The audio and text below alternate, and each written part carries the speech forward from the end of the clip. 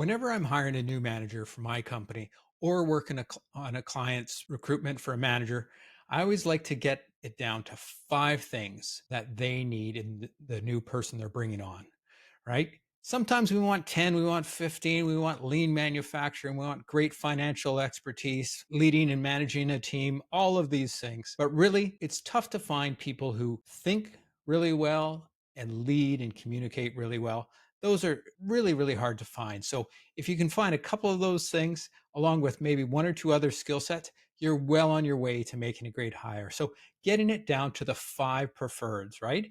And out of that, there might only be one, two, or three must haves. And after you've done that, the second thing you want to do is really get that job out to your network. Pick up at least the phone and call at least five people in your network who would know those people and say, I really want to really reconnect with you. Do you have a couple of minutes?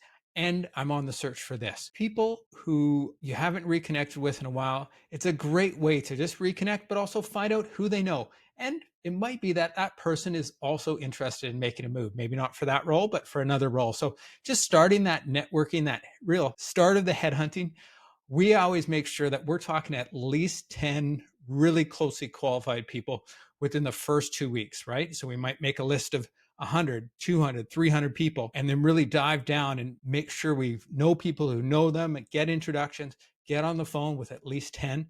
But my recommendation for your own company, you're super busy, get at least five on the phone, kind of working them for referrals, understanding if you're on the right track, who's had success, who's moving, who's hiring, who might employ a lot of those people. So really kind of working that network as well. And third, get time in your calendar, right? So as soon as you find somebody who expresses interest, you don't have to say, "Oh, I'll get back to you." Or as soon as a resume comes into your inbox, "Oh, I'll find a good time."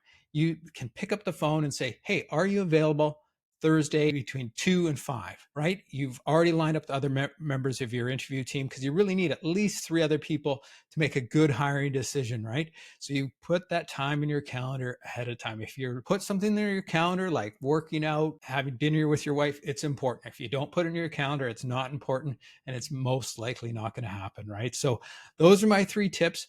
If you got any questions about hiring managers, that's just a start, but I really think those are the things that will get you successfully rolling into hiring that right manager for your company.